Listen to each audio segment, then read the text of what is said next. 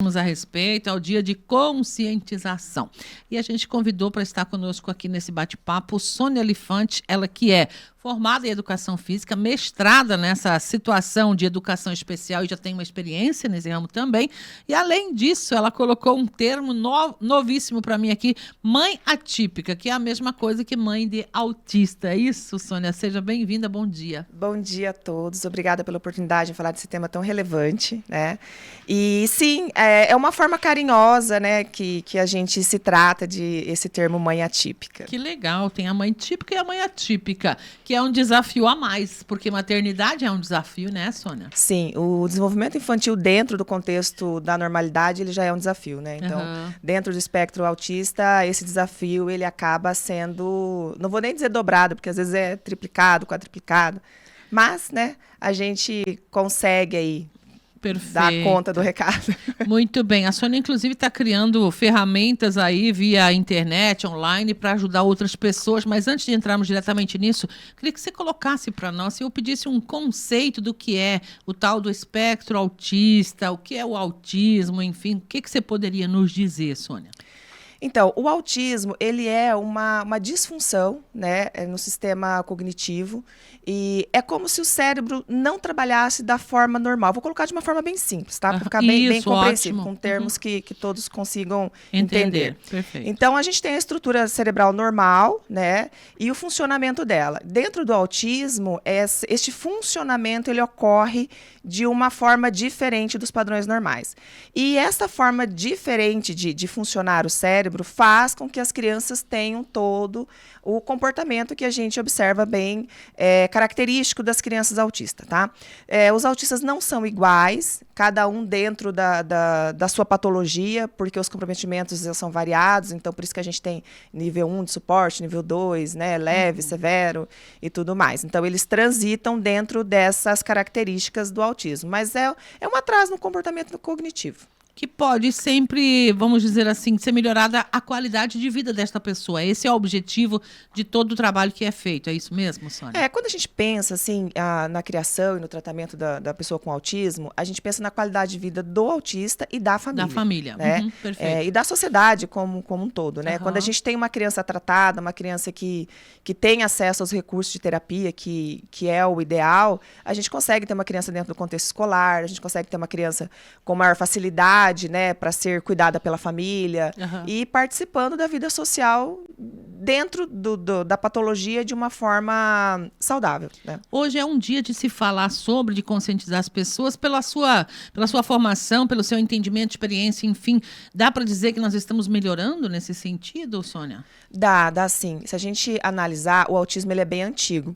Eu vou compartilhar com vocês aqui uma experiência. Quando eu fiz o mestrado, e isso foi lá em 2007, a gente quase não via autista nas APAES e tudo mais, mas é que não via, não tinha diagnóstico, então acabava caindo tudo para as deficiências intelectuais, né?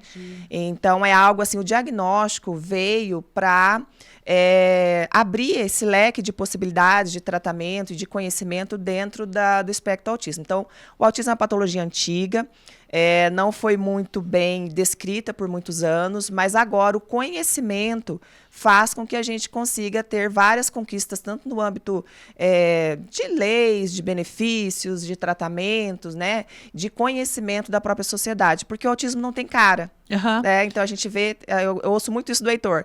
Nossa, ele não parece autista, né? Porque Down geralmente fica mais fácil de identificar. Isso. Talvez essa é a referência que as pessoas façam. Exatamente. Por isso que a gente utiliza aquele cordão, que eu acho que vocês já devem ter visto, né? Para identificar. Do girassol e com os quebra-cabeças. Porque a partir do momento que a pessoa vê a criança ou o adulto, né, utilizando aquele cordão, subentende-se que é uma patologia que ela não é visível aos olhos, né? Então, não tem uma deformação, não é esse não é esse o caso. Questão. Se falar sobre como fazer diagnóstico, sobre causa do autismo, o que já está esclarecido nesse sentido, Sônia? Bem, vamos lá. Causa. A gente ainda não sabe, apesar de muitos estudos na área, qual é a causa específica em relação ao autismo. Então, tem algumas prevalências. A idade paterna do pai é uma prevalência, então a idade avançada do pai é uma prevalência. Enfim, tem uma série de fatores, mas nada assim para dizer, olha, realmente isso Porque se a gente soubesse, não teria mais autista, né? O que causa, a gente evita daí o que está causando, digamos. Né? E Mas às vezes tem causa. questões genéticas, fatores ambientais, tem uma série de fatores. Então, a causa a gente não sabe. Em relação a tratamento e diagnóstico, a gente avançou muito, né? Hoje a gente consegue ter diagnósticos precoces, o que possibilita a criança estar, né, tendo acesso a tratamento necessário, né, para o desenvolvimento normal.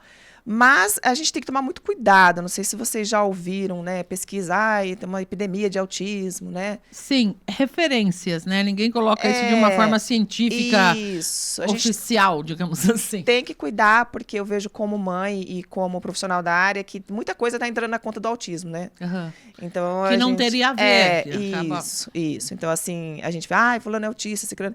E quando a gente vê isso, principalmente no meio virtual, aí eu penso dentro de mim assim, nossa, eles não têm noção de que é uma criança autista, né? Do que é o autismo de verdade. É confusão com aquelas desatenções, questões que ligam a isso, que tem a ver TDAH. com isso. E vou falar para vocês aqui, tem até criança mal educada que entra na conta do autismo. Criança sem limite, criança com muito uso de tela, déficit de atenção. Então, tem que ter esse cuidado. Mas eu vejo os profissionais da área da saúde com bastante cautela em relação a isso, a dar diagnósticos, né? O diagnóstico em si ele é feito por profissional da saúde, é isso? Isso. Sônia? Na verdade, assim, o autismo, como é uma patologia que a gente estruturalmente não tem algo que diga assim, olha, é aquele neurônio, aquela parte do cérebro, né? Cromossomo, o X, então, o Y, assim, não tem muito a ver. O diagnóstico, ele é clínico. Então, o ideal é que tenha uma junta de profissionais ali, que tenha o médico, né, o neuropediatra, o neuropsiquiatra, ou psiquiatra em si,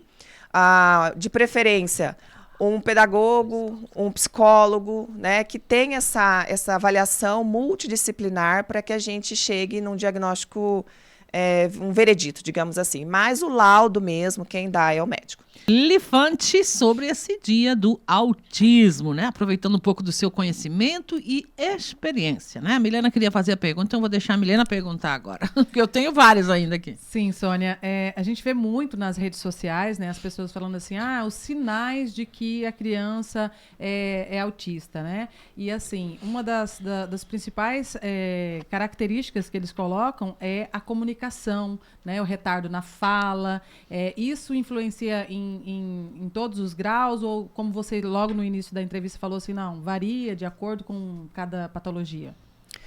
O desenvolvimento neurocognitivo e motor de uma criança, ele é muito individualizado. A gente tem os padrões básicos, né, descritos em literatura, mas cada criança vai atingir os marcos dentro da experiência, até do ambiente que ela convive e os estímulos. Mas existem alguns sinais que servem de alerta, tá? Não significa que a criança é autista. Então, vamos lá, o atraso na fala, para mim, como mãe, como profissional, eu acho que é um dos principais, né? O distúrbio do sono, aquela criança que não dorme.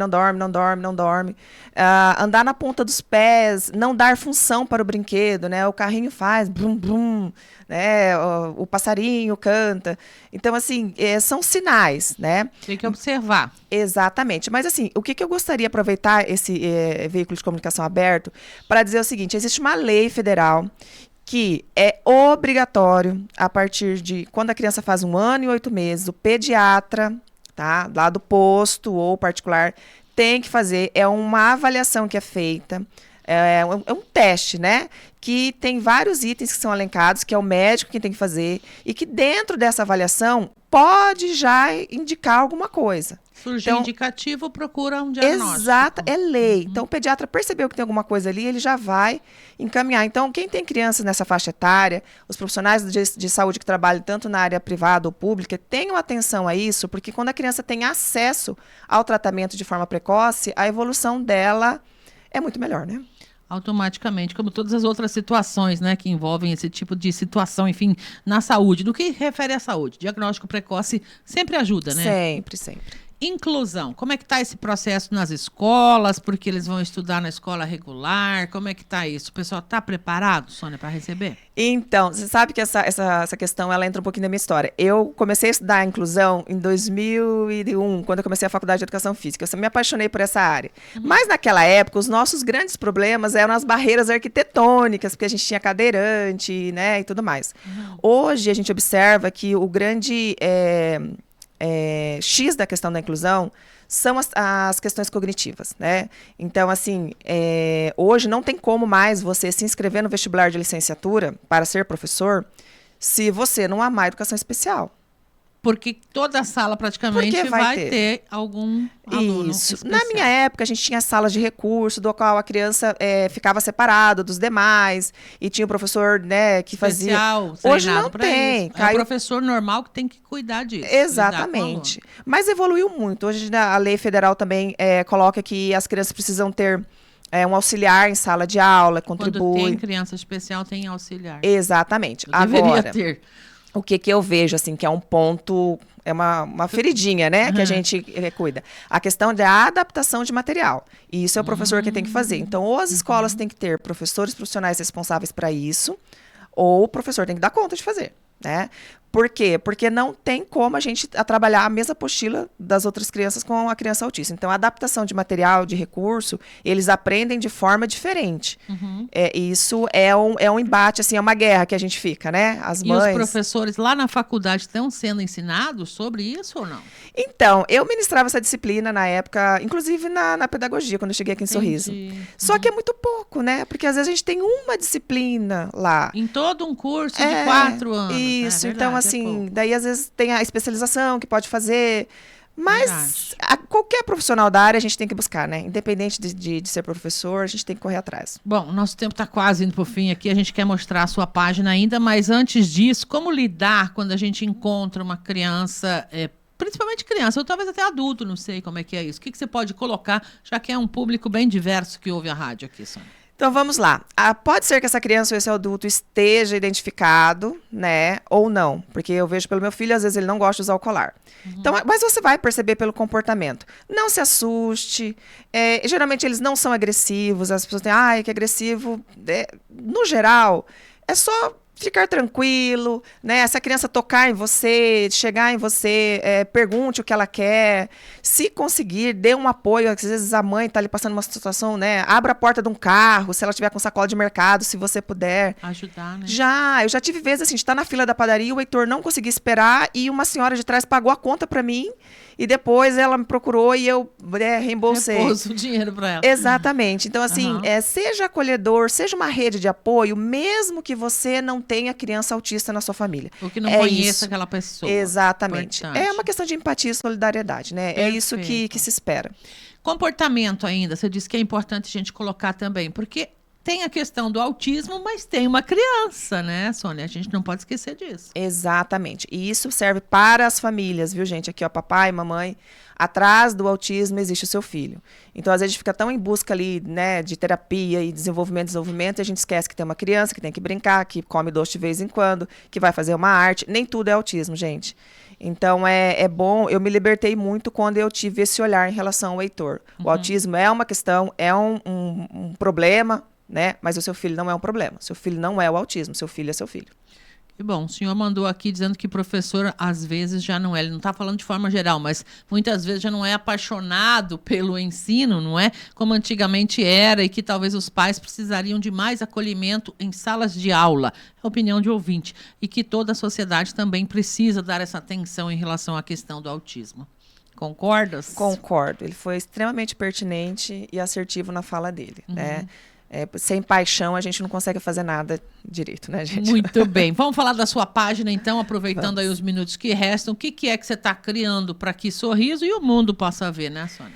Bem, a Sorriso Azul, ela apareceu, assim, já tem algum tempo, né? Já é um sonho antigo, por conta do que eu senti na época, quando eu tive o diagnóstico, eu fui muito bem acolhida por mães que já tinham criança, e eu vejo o quanto isso é importante, o quanto tempo e dinheiro a gente deixa de perder quando a gente tem informações. Acesso à informação. Isso, então a Sorriso Azul é uma página, um perfil do Instagram, depois a gente vai organizar para o Facebook também, onde você vai encontrar informações sobre autismo, né? O que é, como funciona, terapias, algumas atividades, então vai ser aquele ponto de encontro encontro onde os pais e as profissionais vão se nutrir de informação para que possam trabalhar de forma mais eficiente com as crianças e com os filhos. Ali você compartilha a sua experiência, conhecimento e as pessoas podem acessar. Exatamente. Eu sou nutricionista também. O Heitor teve seletividade alimentar. Então, na página eu vou colocar vários pontos falando mais uma sobre... característica, né? Que é uma característica,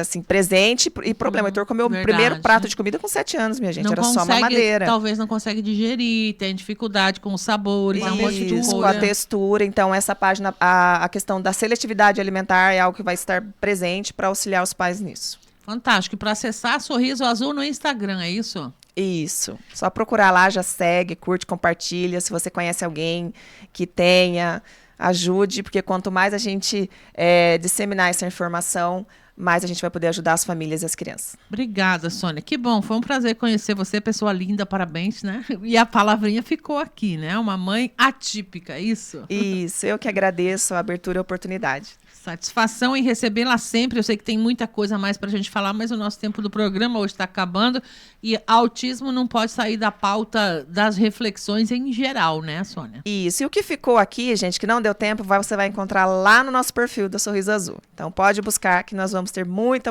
informação lá.